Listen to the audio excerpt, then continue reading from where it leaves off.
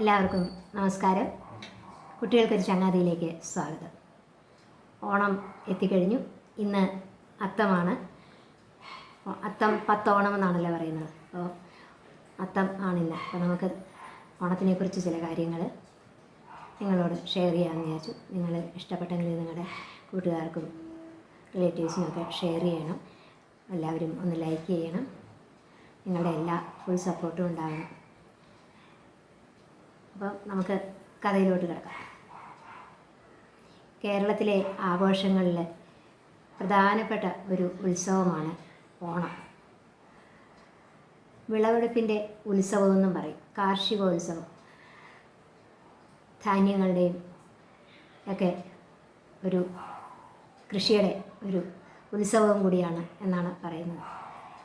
ഓണവും മഹാബലിയുമായി ബന്ധമുണ്ടല്ലേ. മഹാബലിയും വാമനൻ്റെയും കഥയുമായി ചേർത്തും ഓണം നമ്മൾ പറയുന്നുണ്ട്. മഹാബലിയുടെ നല്ല ഭരണകാലത്തെക്കുറിച്ച് ഉള്ള ഓർമ്മകളും കൂടിയാണ്. മഹാവിഷ്ണു വാമനാവതാരം എടുത്തത്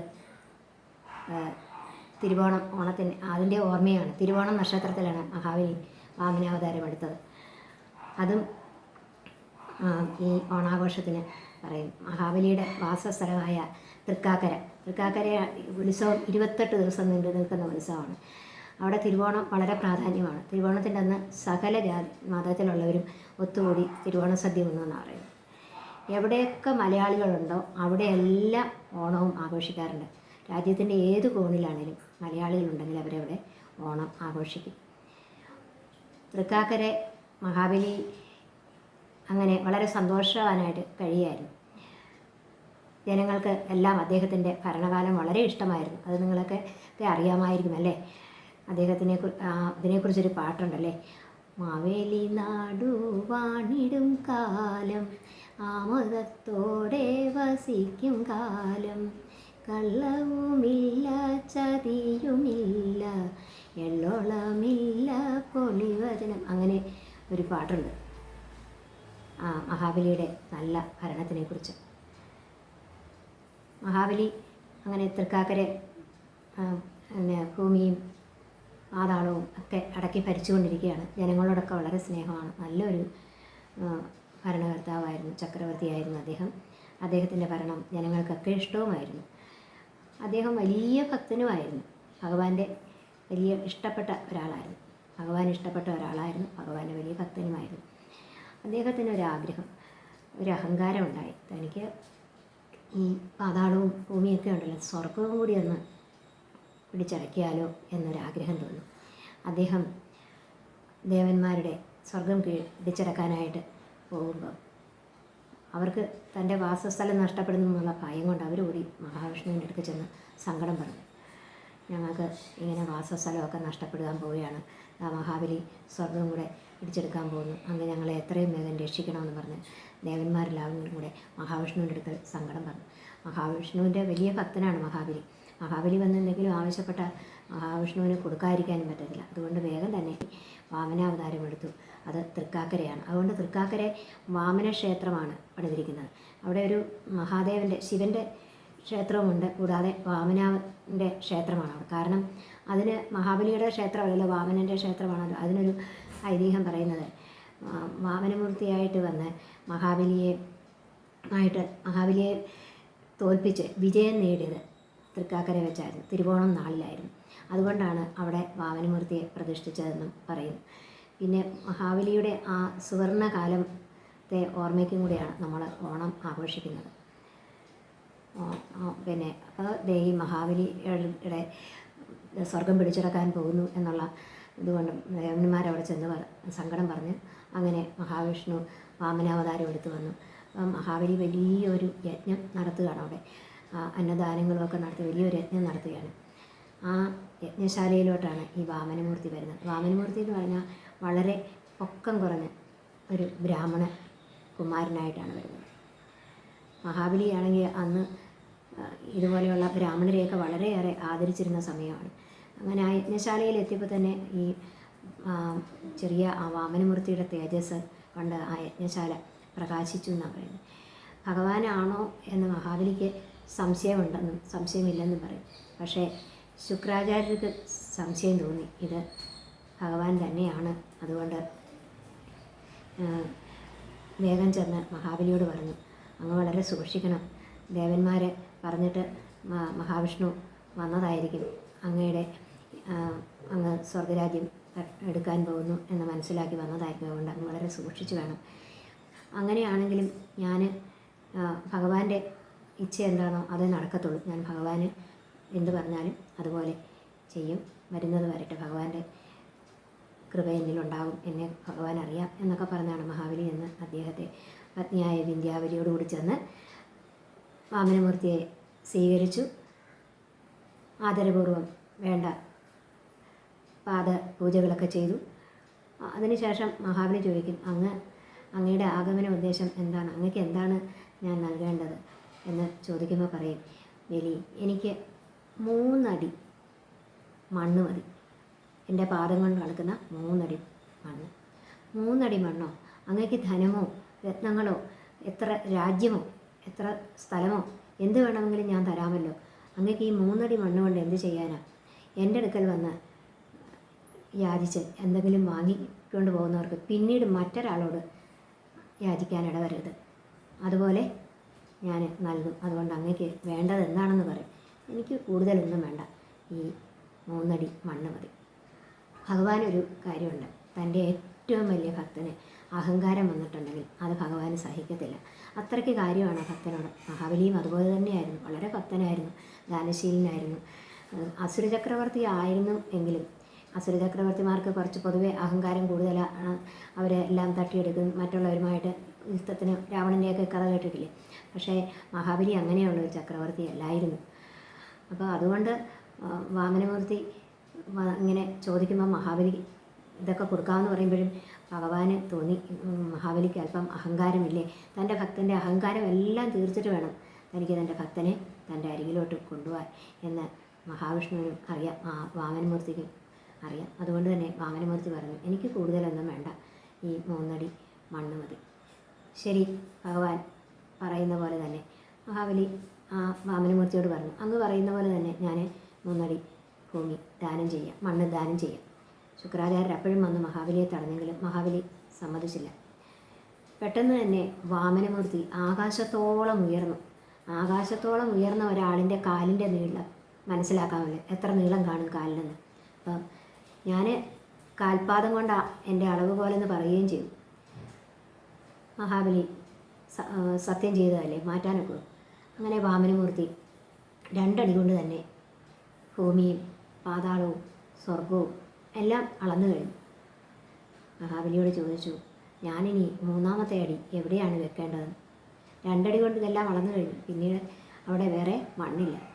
ഒട്ടും മടിക്കാതെ തന്നെ മഹാബലി ആ ഭഗവാന്റെ പാദങ്ങളിലോട്ട് അവിടെ ഇരുന്നു, മുട്ടുകുത്തിയിരുന്നു. തൻ്റെ ശിരസ് കാണിച്ചു കൊടുത്തു. ദാ, അങ്ങേക്ക് ഇവിടോട്ട് അങ്ങയുടെ പാദം വെക്കാം, അങ്ങേക്ക് ഇത് അളന്നെടുക്കാം. ഭഗവാനും ഒട്ടും മടിച്ചില്ല. തൻ്റെ പാദസ്പർശം കൊണ്ട് മഹാബലിക്ക് സ്വർഗത്തേക്കാൾ ശ്രേഷ്ഠമായ സുതലം നൽകി. അല്ലാതെ മഹാബലിയെ ഭൂമിയിലേക്ക് ചവിട്ടി താഴ്ത്തുകയല്ലായിരുന്നു. അങ്ങനെ ഒരു കഥ വളരെയേറെ പ്രചാരത്തിലുണ്ട്. കൊച്ചുകുട്ടികളോട് പോലും ചോദിച്ചാൽ മഹാബലിയുടെ കഥ എന്താണ്, ഓണത്തിൻ്റെ കഥ എന്താണ് എന്ന് ചോദിച്ചാൽ ഉടനെ പറയും, മഹാബലിയെ മഹാവിഷ്ണു വാമനമൂർത്തിയായിട്ട് വന്ന് പാതാളത്തിലേക്ക് ചവിട്ടി താഴ്ത്തിയെന്ന് കുട്ടികൾ പോലും പറയുന്നത്. ദയവ് ചെയ്ത് അമ്മമാരും തൻ്റെ കുട്ടികളെ പറഞ്ഞ് മനസ്സിലാക്കണം. കുഞ്ഞുങ്ങളെ നിങ്ങളും ഇത് മനസ്സിലാക്കണം. ഒരിക്കലും ഭഗവാൻ വാമനമൂർത്തിയായിട്ട് വന്ന് മഹാബലിയെ ചവിട്ടിത്താഴ്ത്തിയില്ല. സ്വർഗത്തേക്കാൾ ശ്രേഷ്ഠമായ സുതലം വിശ്വകർമാവിനെ കൊണ്ടുണ്ടാക്കി. അവിടെ ഭഗവാൻ തന്നെയാണ് കാവലിൽ നിന്നെന്ന് പറയുന്നത്. വാമനമൂർത്തിയായി ഇരിക്കുന്ന ഭഗവാൻ തന്നെ മഹാബലിക്ക് കാവലിൽ നിന്ന്. കാരണം മഹാബലിയോട് പറയുന്നുണ്ട്, നിനക്ക് അവിടെ പോയി സുഖമായി രാജ്യം ഭരിക്കാം, അവിടെ ആരും നിന്നെ ഉപദ്രവിക്കാൻ വരത്തില്ല, ആര് വന്നാലും ഞാൻ എൻ്റെ സുദർശനവും ഉണ്ടാവും, നിനക്ക് അവിടെ ഒരു കുഴപ്പവും ഉണ്ടാകത്തില്ല, നിന്നെ വളരെയേറെ ശ്രദ്ധിച്ചുകൊണ്ട് നിന്നെ കാത്തു രക്ഷിച്ചുകൊണ്ട് ഞാൻ അരികിൽ തന്നെ ഉണ്ടാവും എന്നാണ് മഹാബലിയോട് വാമനമൂർത്തി പറഞ്ഞത്. അങ്ങനെയാണ് മഹാബലിയെ സുതലത്തിലേക്ക് വിടുന്നത്, അല്ലാതെ ഒരിക്കലും ചവിട്ടി താഴ്ത്തിയതല്ല. മഹാബലി അങ്ങനെ തന്നെ ഭഗവാനോട് പോകുന്നതിന് മുമ്പായി പറയും, എനിക്ക് ഒരപേക്ഷയുണ്ട്, എൻ്റെ പ്രജകളെ കാണാൻ എനിക്ക് ഈ തിരുവോണം നാളിൽ ഇവിടെ എത്തിയാൽ കൊള്ളാമെന്നുണ്ട്. ഭഗവാൻ പറഞ്ഞു, അതിനെന്താ, നമുക്കൊരുമിച്ച് ഇവിടെ വരാം, നിൻ്റെ പ്രജകളെ എല്ലാം നിനക്ക് കാണാം. വർഷത്തിലൊരിക്കൽ ഈ തിരുവോണം നാളിൽ പ്രജകളെ കാണാനായിട്ട് ഉള്ള അനുവാദവും കൊടുത്തു. അങ്ങനെ ആണ് മഹാബലിയുടെ കഥ. അതുപോലെ മഹാബലിയെ വളരെ മോശമായ രീതിയിൽ പല സ്ഥാപനങ്ങളിലുമൊക്കെ ഒരു മഹാബലിയുടെ രൂപം ഉണ്ടാക്കി വെച്ചിട്ടുണ്ട്. മഹാബലിയുടെ രൂപം അതല്ല ഒരിക്കലും. അദ്ദേഹം വളരെ സുന്ദരനായ, വളരെ പ്രൗഢിയുള്ള ഒരു രാജാവ് തന്നെയായിരുന്നു അദ്ദേഹം. അദ്ദേഹത്തിൻ്റെ ഗാംഭീര്യമുള്ള, നല്ല ആകാര സൗന്ദര്യമുള്ള ഒരു അസുര ചക്രവർത്തി തന്നെയായിരുന്നു അദ്ദേഹം. മറ്റു രാജാക്കന്മാരെ പോലെ ഒരിക്കലും ഇങ്ങനെയുള്ള ഒരു ശരീരമല്ലായിരുന്നു അദ്ദേഹത്തിൻ്റെതെന്ന് നിങ്ങൾ മനസ്സിലാക്കണം. അങ്ങനെ ആ മഹാബലി ചക്രവർത്തിയുടെ കഥയാണിത്. അപ്പോൾ ആ പഴയ കാലത്തെ ഓണവും ഇപ്പോഴത്തെ ഓണവും തമ്മിൽ ഒരുപാട് വ്യത്യാസമുണ്ട്.